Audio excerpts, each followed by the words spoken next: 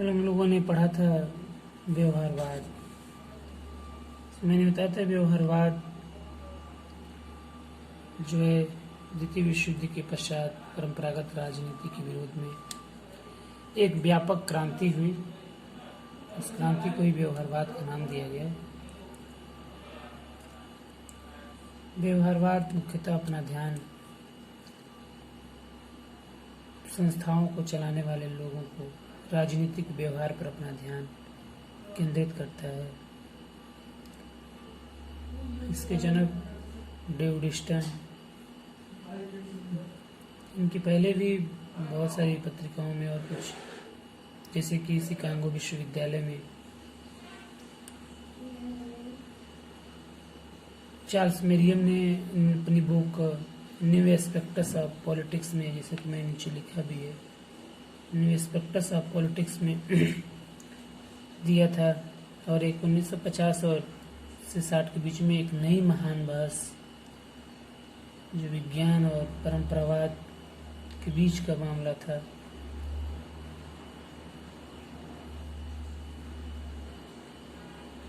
व्यवहारवाद के विकास में ग्राहम बालास की पुस्तक ह्यूमन नेचर इन पॉलिटिक्स और आर्थर वेंटले की पुस्तक द प्रोसेस ऑफ गवर्नमेंट जो 1908 में आई थी।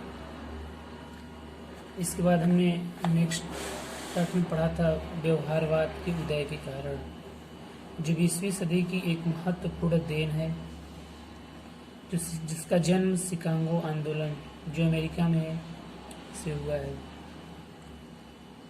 उसके उदय के कारण में देखते हैं पहला पॉइंट, एक परंपरागत अध्ययन के प्रति असंतोष था। 20वीं शताब्दी के प्रारंभ में अनेक राजनीति शास्त्रियों, परंपरागत राजनीति शास्त्रियों के अध्ययन पद्धतियों के परिणामों से बड़ी निराशा हुई। जैसा कि मैंने बताया था कि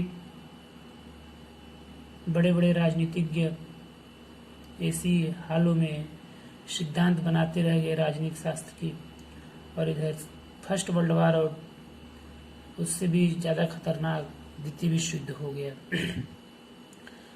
जिससे राजनीति वैज्ञानिकों को बड़ी निराशा हुई। उनका विचार था कि परंपरागत पद्धतियों से राजनीतिक जीवन की वास्तविकता का चित्र हमारे सामने स्पष्ट नहीं हो सकता है। राजनीतिक वैज्ञानिकों में असंतोष के बढ़ते हुए जो कारण थे, जो असंतोष बढ़ रहा था, उसके भी बहुत सारे महत्वपूर्ण कारण थे। पहले तो ये चीज कि शासन की नीति निर्माण एवं उसके नीति निर्धारण के स्तर पर राजनीतिज्ञों एवं राजनेताओं को तो सम्मानजनक स्थान दिया जाता था, जैसा कि द्वितीय विश्व युद्ध के दौरान संयुक्त राज्य अमेरिका में किया गया। परंतु राजविज्ञान के जो विद्वान थे, उनके कौशल और अनुभव की उपेक्षा की गई। इससे उनमें बहुत ही निराशा उत्पन्न हुई। ऐसे बहुत सारे पॉइंट थे कि जिसमें अगले पॉइंट में अगर देखें तो जो 2 विश्व युद्ध हुए उनके बीच के काल में फांसीवादी, नाजीवादी, प्रजातिवादी, एकाधिकारी प्रवृत्तियों के उदय, विकास एवं लोकप्रियता के कारणों के विश्वसनीय तर्क तथा निदान परंपरागत प्रवृत्ति में संभव नहीं थे।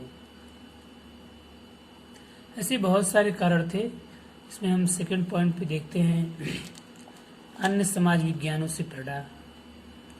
अन्य समाज विज्ञानों में अध्ययन के नवीन तरीकों और उपकरणों के प्रयोग को प्रोत्साहन मिला, लेकिन राजनीति शास्त्र का इससे छूता रहना संभव नहीं था।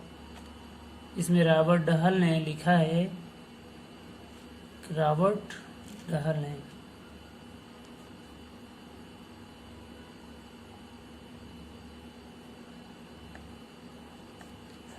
डहल एक विद्वान में उन्होंने कहा कि व्यवहारवाद एक ऐसा आंदोलन है जिसका उद्देश्य राजनीतिक अध्ययन को आधुनिक मनोविज्ञान, समाजशास्त्र और अर्थशास्त्र में विकसित सिद्धांतों, पद्धतियों और दृष्टिकोणों के निकट संपर्क में लाना है।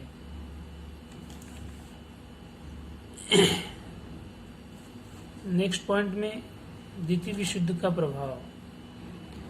द्वितीय विश्व युद्ध के बाद व्यवहारवाद की गति प्रदान की गई।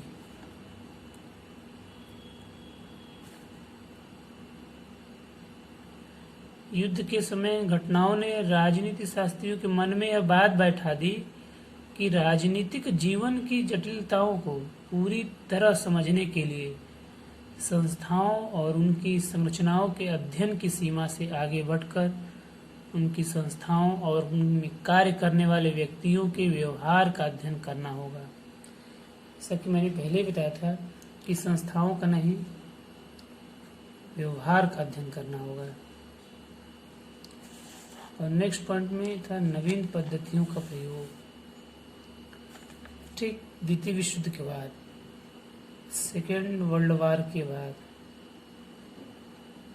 राजनीति के क्षेत्र में विचार आता गया कि राजनीति शास्त्र में नवीन अध्ययन पद्धतियों को स्थान देना होगा। परीक्षण उपकरणों, सर्वेक्षण पद्धतियों, सांख्यिकी विश्लेषणों जैसी प्रविधियों के बढ़ते प्रयोग ने राजनीतिक व्यवहार के अध्ययन को वस्तुनिष्ठ बनाकर व्यवहारवाद का पोषण किया। नेक्स्ट पॉइंट में हम आएंगे व्यवहारवाद के लक्षण।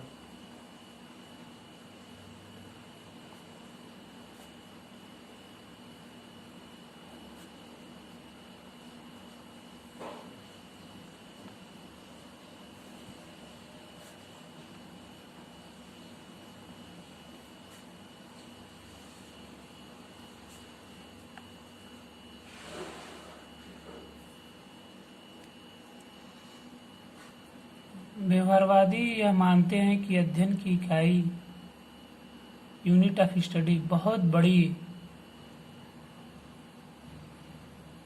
होकर लघु होनी चाहिए।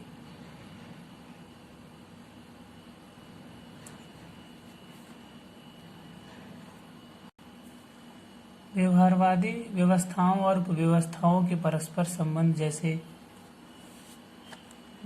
राजनीतिक दल,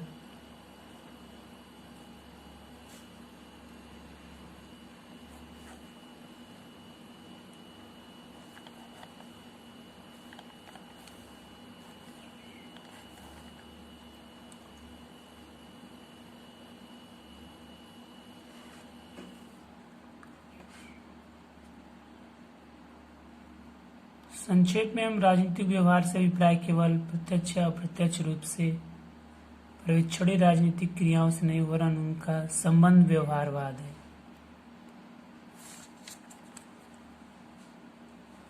अब जो ये मूल मान्यताएं हैं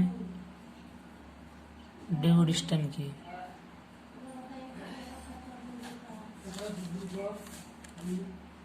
जिसमें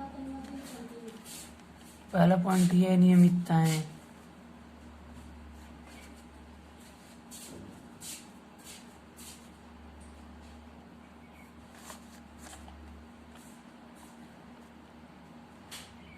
दूसरा है तकनीक।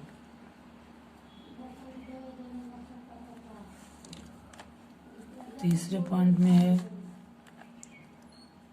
परिमाणीकरण।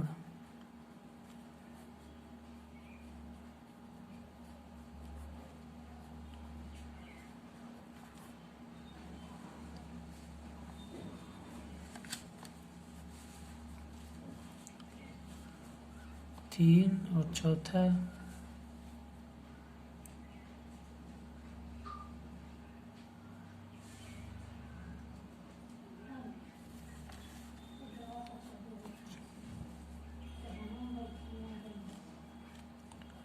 सत्यापन। पांचवा है मूल्य। छठे में है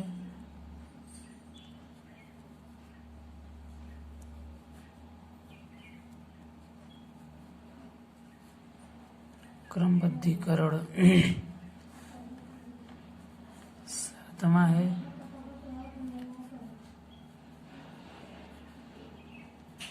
विशुद्ध विज्ञान।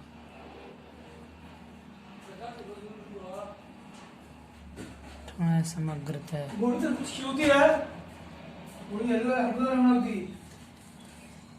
ये जो है डेविड स्टन के व्यवहारवाद के प्रमुख आयाम हैं। पहला है नियमितताएं, जो रेगुलेटेड है। व्यवहारवादी मानते हैं कि ऐसे सिद्धांतों को खोजा जा सकता है जो राजनीतिक व्यवहार में कुछ पद्धतियां या फिर प्रवृत्तियां पाई जाती हैं। सत्यापन में व्यवहारवादी मानते हैं कि मानवीय व्यवहार के संबंध में उपलब्ध ज्ञान को अनुभववादी मानकों के आधार पर सत्यापित किया जा सकता है। सत्यापन विधि वैज्ञानिकता का आधार है।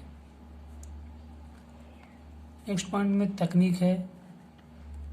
व्यवहारवादी शोध सामग्री का संग्रह करने और उनकी व्याख्या करने की सही ढंग से तकनीकों का बहुत अधिक प्रयोग करना चाहते हैं। नेक्स्ट है परिमाणीकरण।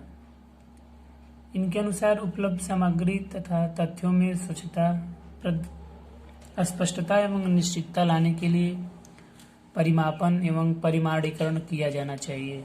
उनके अनुसार आधार सामग्री की छानबीन के साथ स्पष्ट गुणात्मक निर्णयों के स्थान पर परिमापन और अन्य कठोर पद्धतियों का सहारा जब तक नहीं लिया जाता तब तक राजनीतिक जीवन के सुनिश्चित ज्ञान को प्राप्त नहीं किया जा सकता है। नेक्स्ट है मूल्य। व्यवहारवादियों के अनुसार नैतिक मूल्यांकन तथ्यात्मक व्याख्या में अंतर है। मूल्यों का तथा तथ्यों को पृथक रखा जाना चाहिए। लोकतंत्र मानता है समानता अथवा स्वतंत्रता अपने आप में बहुत ऊंचे मूल्य हो सकते हैं, परंतु उनकी सत्यता एवं सत्यता को वैज्ञानिक ढंग से सिद्ध नहीं किया जा सकता है। नेक्स्ट पॉइंट में है क्रमबद्धीकरण। व्यवहारवादी मानते हैं कि शोध कार्य क्रमबद्ध तथा व्यवस्थित होना चाहिए। प्रत्येक शोध कार्य को सिद्धांत से संबंध किया जाना चाहिए। शोध यदि सिद्धांत से अनुप्रमाणित नहीं है महत्वहीन हो जाएगा। विशुद्ध विज्ञान।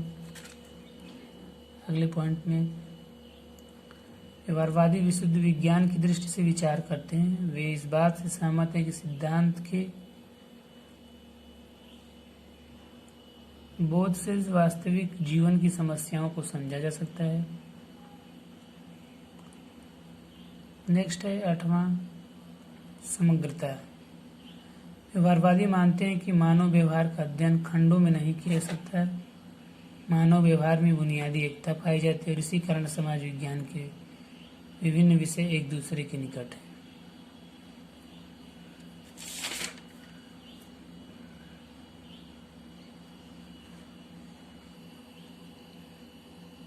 अगले नेक्स्ट चैप्टर में हम पढ़ेंगे उत्तर व्यवहारवाद।